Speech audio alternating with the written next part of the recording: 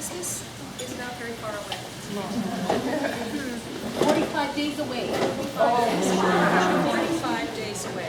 How many of you really decorate? Really decorate? Don't be shy. How much decorating do you do? Tree, mantle, swags? Do you do the banisters and stuff? You do. You crazy girls.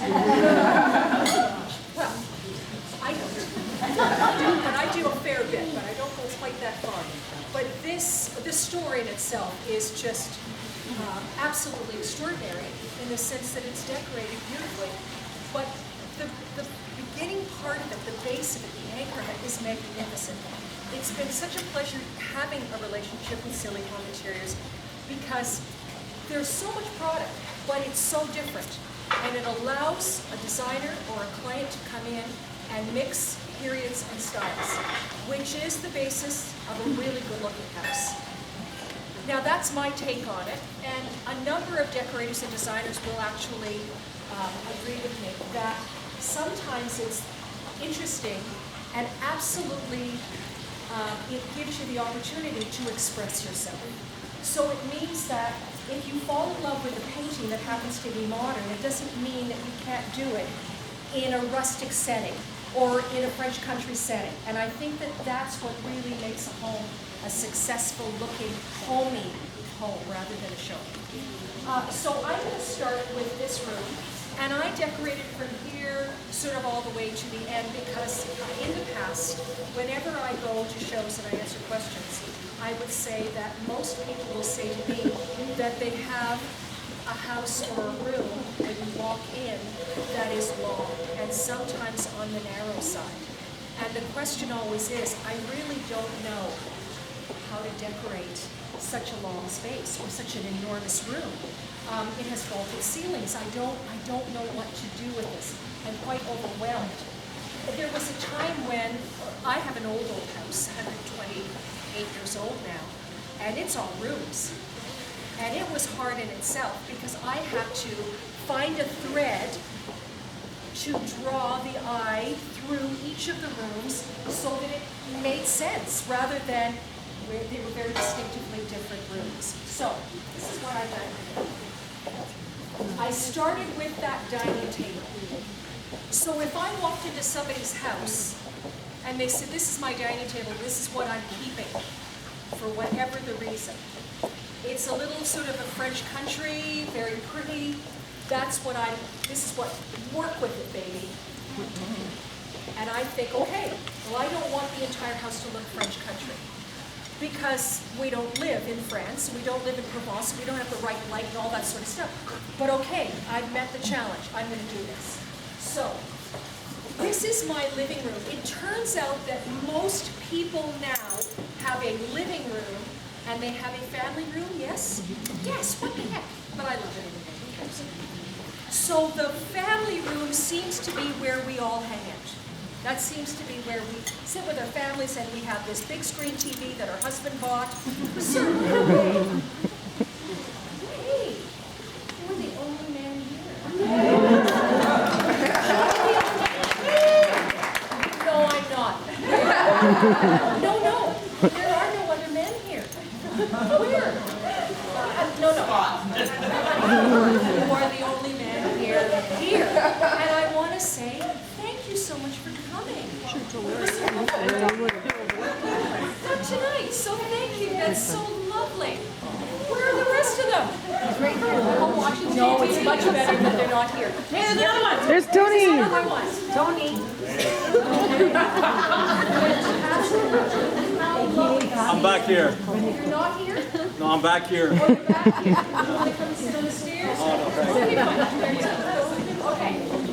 So, what I needed to do was find a sofa that would be comfortable because I find that this room, if this is going to be the one room, the dining room perhaps, and the living room, which would be the room where you say welcome, and people come in and they actually converse in this room. So there will not be a TV in this room.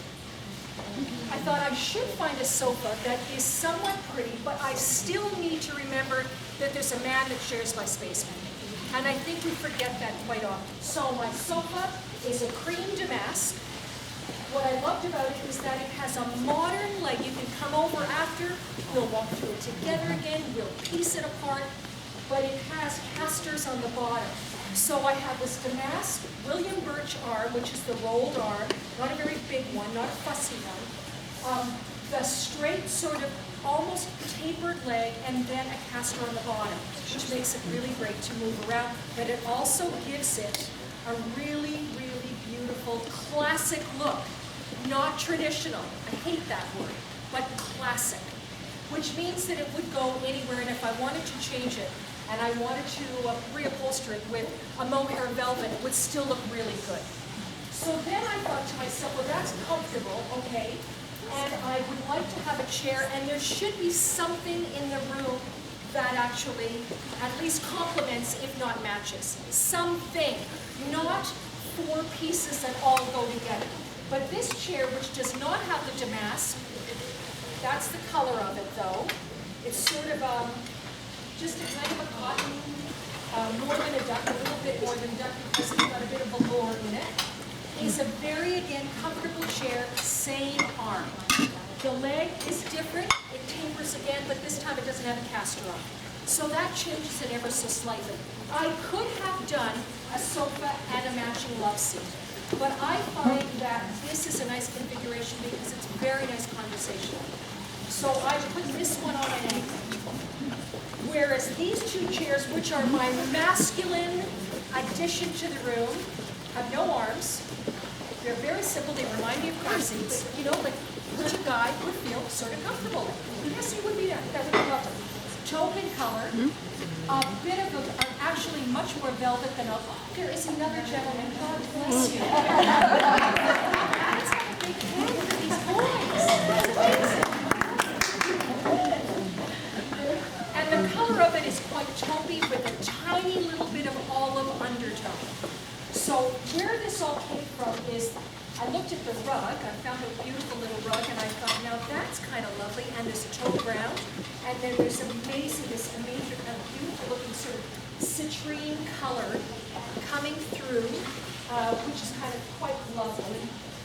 And I thought, this balances with the rug, this balances with the sofa, and now, what am I going to do for my pillows? These come with two matching cushions on either side.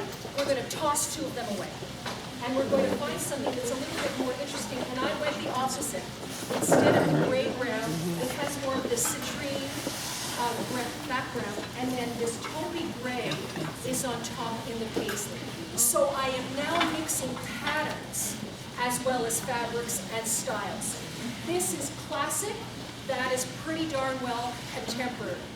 No arms allows me to butt them on together or do a slight separation so that they really act like a little bit of a love seat, if you will.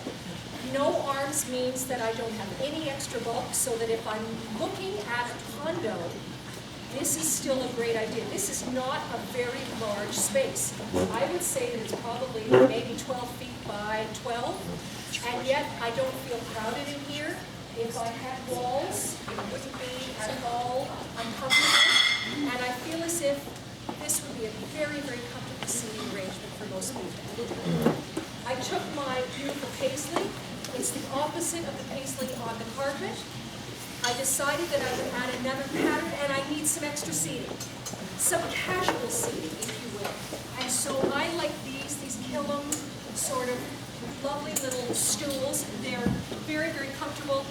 They can be brought over to a chair. They can become a footrest. They can be literally, I can place a tray on